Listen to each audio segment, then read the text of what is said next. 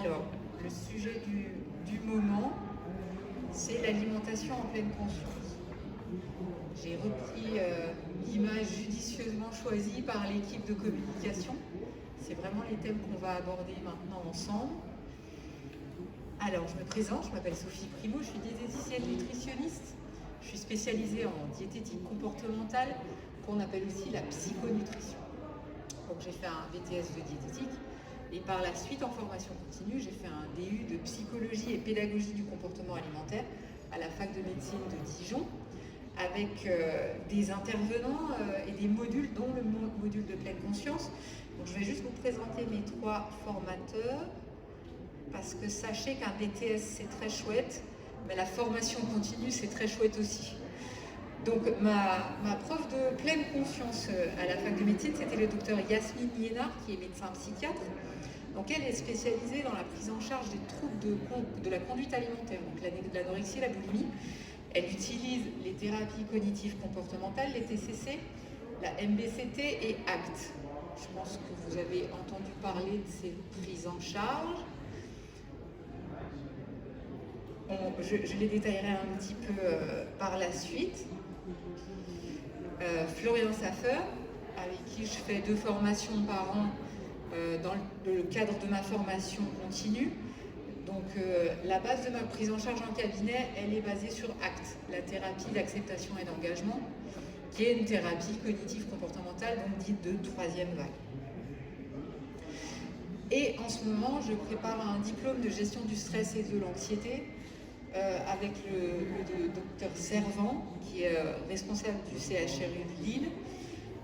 Les outils utilisés sont les mêmes, les TCC, ACT et la pleine conscience. Alors, pour ceux qui ne savent pas, juste un petit rappel de ce que sont les TCC, donc les thérapies de 3e vague. Ce sont des outils de thérapie qu'on utilise en diététique comportementale, qui ne visent pas à modifier le vécu, mais la perception qu'on en a. Ce qui résume le mieux, c'est la vie, c'est 1% de ce que c'est 99% de ce qu'on en fait. C'est peut-être un peu caricatural, mais il y a de ça. Donc la pleine conscience, c'est une approche expérientielle. C'est-à-dire qu'on va se défaire de nos pensées pour se connecter à ce que ressent le corps.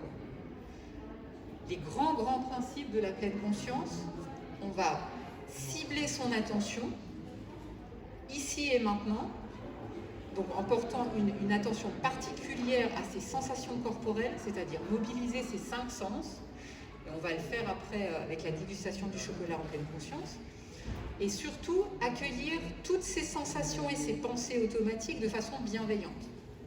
C'est-à-dire quand on essaie de se mettre dans un état de pleine conscience, il n'y a pas de jugement. Bien, pas bien, on accueille juste. Le meilleur exemple, par exemple, quand il pleut, la plupart des gens râlent. Il pleut, c'est nul, c'est gris, je suis morose. La pleine conscience, c'est il pleut. Il y a juste une acceptation d'un fait, un constat. Il pleut. Donc sans jugement. Et on découvre une intelligence par-dessus le pilotage automatique, c'est-à-dire qu'au quotidien, on est dans une société qui va très vite, on est bombardé d'infos, et notre cerveau fonctionne de la même façon. C'est-à-dire qu'on a des pensées automatiques. Si je vous dis 5 fruits et légumes, vous me dites par jour. Si je vous dis sel, vous me dites poivre. Et c'est des exemples anodins, mais des pensées automatiques. Dans le contexte d'une pathologie, d'un trouble de la conduite alimentaire, quelqu'un qui va se mettre en régime restrictif et qui va craquer, les pensées automatiques que cette personne va avoir, c'est « t'es nul, t'as pas de motivation, t'as encore craqué ». C'est ce genre de pensées destructrices en fait et non fonctionnelles qui font que les patients se sentent coincés. Donc la pleine conscience, elle sert à ça, à apporter de la diffusion. Nous ne sommes pas nos pensées. C'est pas parce que je pense que je suis nul que je le suis. J'ai peut-être été nulle dans le gâteau que j'ai fait hier, mais je suis bonne à plein d'autres choses. Donc ces pensées automatiques ne nous définissent pas. Donc ça amène de la diffusion et de la flexibilité. Et quand on n'est pas coincé dans des règles inflexibles, rigides, on arrive à mieux gérer son alimentation. La pleine conscience, elle aide à ça. Ce qui est aussi très sympa, c'est que la pleine conscience a été validée scientifiquement. C'est un outil de neurosciences. Le docteur Yasmine Liénard a fait sa thèse de médecine et est arrivé à une étude, a collaboré à une étude qui prouve que la méditation en pleine conscience, à terme, elle l'a utilisée sur des cas de patients anorexiques, apporte des effets similaires aux neuroleptiques. Plus on vit en pleine conscience, moins on est perméable au stress, moins on est épuisé nerveusement. Ça permet vraiment une restructuration cognitive. L'autre raison scientifique, c'est la souffrance et l'évitement expérientiel. Les personnes en général qui ont un trouble de conduite alimentaire essaient de pallier à une souffrance en mangeant. Souvent, on peut entendre un patient dire « je mange mes émotions ». Et c'est pour éviter de souffrir temporairement qu'une personne va avoir une crise de binge, d'hyperphagie ou des comportements compensatoires. Le but, c'est de soulager une souffrance. Maintenant, d'accepter que la souffrance fait partie de la vie, c'est aussi un chemin. La pleine conscience, on ne cherche pas un résultat, c'est un cheminement. Donc, nous en arrivons à l'intérêt de la pleine conscience dans l'approche alimentaire. Trois grandes notions à définir, à clarifier, parce que des fois on les confond, c'est la faim, la satiété et le rassasiement. La faim, il en existe vraiment plusieurs. Vous savez combien il en existe en total? Vous l'avez déjà vu? Il y en a 9. Donc là, une liste. La faim visuelle, olfactive, auditive, de la bouche, de l'estomac, des cellules, de l'esprit, du cœur. Et une toute dernière, celle du toucher. Donc comme vous pouvez le voir, les enfants qui sont autorisés à manger avec les doigts sont moins obèses, d'après une récente étude. Ces faims-là, en fait, demandent d'être connectés à ces sensations pour les ressentir. Certaines personnes ne ressentent pas du tout, par exemple, la faim de l'estomac. Ou certaines personnes ont essentiellement une faim de l'esprit, quand c'est des envies de manger émotionnelles, ou quand on mange pour les mauvaises raisons.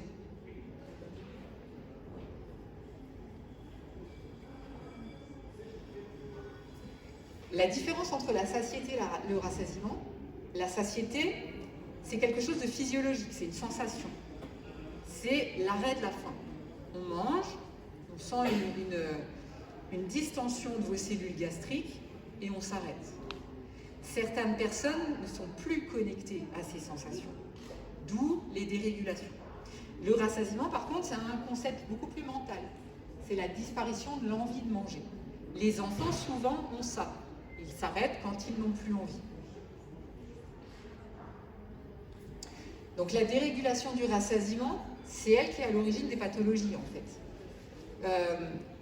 Souvent, ça peut être des causes cognitives, ça peut aussi être des causes chimiques.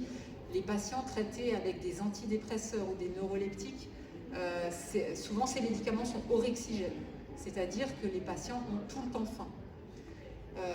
D'un autre côté, il peut y avoir une dérégulation du rassasiement. Dans la gestion du stress, par exemple, certaines personnes stressées ne vont plus du tout ressentir la faim, ils vont perdre du poids. D'autres personnes, malheureusement, en situation de stress, vont avoir tout le temps envie de manger. Donc la dérégulation du rassasiement, elle est aussi liée à un état d'esprit. Un exemple aussi, c'est le plaisir. Je pense que vous avez tous essayé de vous arrêter de manger une fois que vous avez acheté un paquet familial de M&M's. On commence le premier, le deuxième.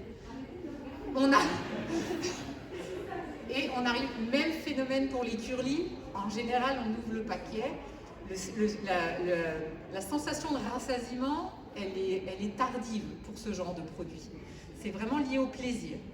À l'inverse, si je vous sers une assiette d'algues bouillies, sans sel, sans assaisonnement, peut-être que votre rassasiement, il va arriver assez tôt. Beaucoup plus que pour les M&M, je pense. Le deuxième facteur de dérégulation du rassasiement, c'est la sérénité. De manger des aliments où on se sent en totale confiance. Les gens qui sont persuadés que les pâtes le soir font grossir, si on leur fait manger des pâtes au dîner, ils ne seront pas tout à fait sereins devant leur assiette. Et là, la sensation de rassasiement va s'en ressentir aussi. Et finalement, on en arrive donc au sujet du moment, l'attention sur les sensations alimentaires, sur la conscience de ce qu'on ressent. La pleine conscience, manger en pleine conscience, ça demande déjà de ne pas manger devant un écran. Parce que là, votre attention, elle est où? Elle n'est sûrement pas sur vos sensations corporelles. Donc, si Camille veut bien... elle va vous donner un morceau de chocolat que vous allez prendre dans la main dans laquelle vous n'êtes pas habitué de prendre les aliments. Donc pour les droitiers, c'est la main gauche. Pour les gauchers, ce sera la main droite.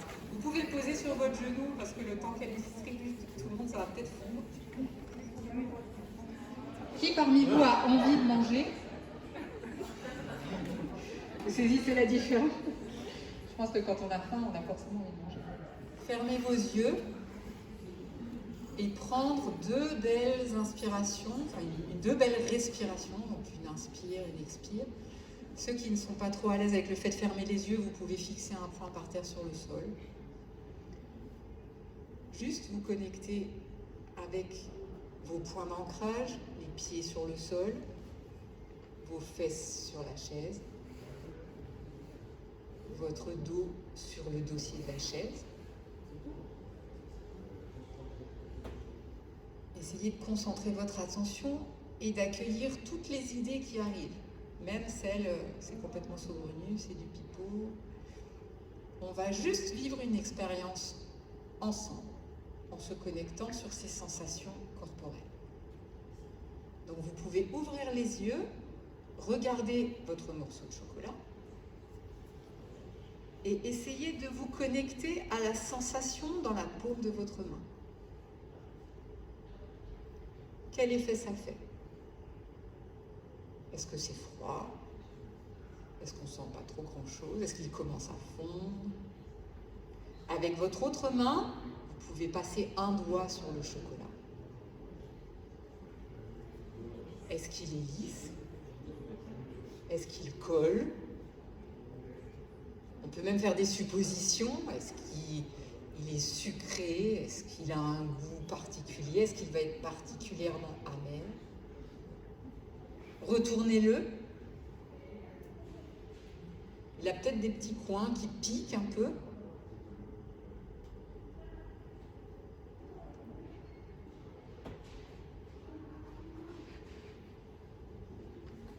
Maintenant, avec votre main libre, vous allez défaire un élastique de votre masque.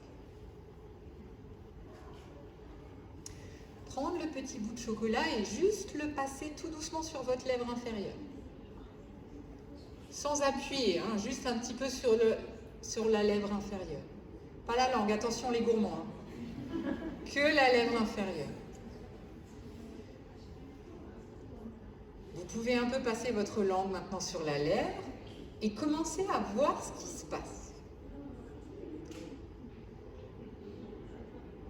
Il y a peut-être déjà un goût qui arrive. Maintenant, on va faire la même chose mais avec la langue. Donc, léchez juste un petit bout de chocolat. Juste lécher. Et maintenant, explorez, connectez-vous à vos sensations à l'intérieur de la bouche. Est-ce que vous commencez à saliver? Est-ce que ce goût vous déplaît? Est-ce que ce goût vous plaît? Est-ce que vous avez vraiment envie de le gober d'un coup? C'est intéressant. Maintenant, vous allez essayer d'en croquer un tout petit bout. Et tout de suite, ce petit morceau, le mettre sous votre langue. Attention, interdit de croquer. Donc vous croquez le bout et vous essayez de le mettre sous votre langue. Et là, on va prendre le temps d'essayer de le laisser fondre sous la langue. Ça va prendre un petit peu de temps.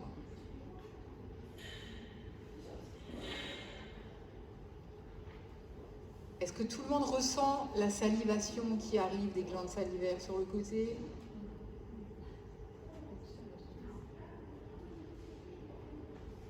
Maintenant, vous pouvez le mettre sur votre langue.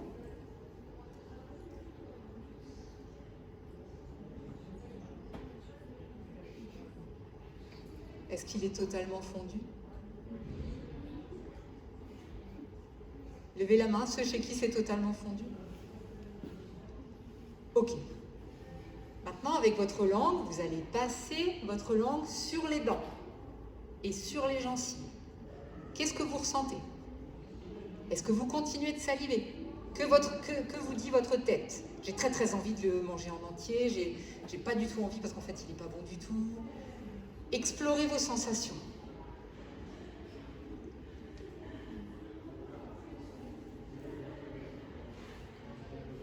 Maintenant, après avoir dégluti, explorez vos sensations en fond de gorge. Dans votre nez, les sensations de l'odorat rétronasal. Est-ce qu'il y a quelque chose que vous sentez quelque chose de l'intérieur, on appelle ça?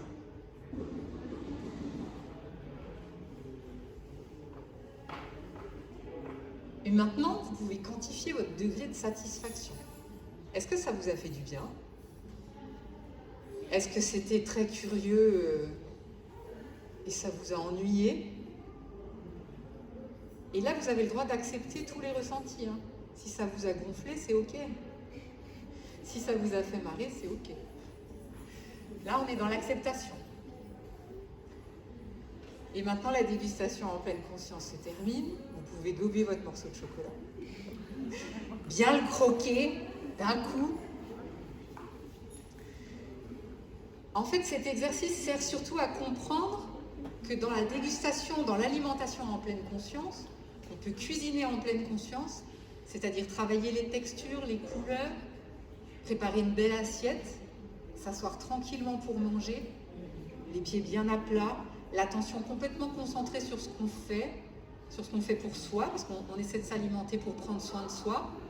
Et je pense que prendre soin de soi, c'est essentiel, même avec un bout de chocolat. Pour info, le chocolat ne fait pas grossir. Le chocolat est bon pour le cœur. Si on mange une tablette, oui, on est bien d'accord. Voilà, je vous remercie pour votre attention.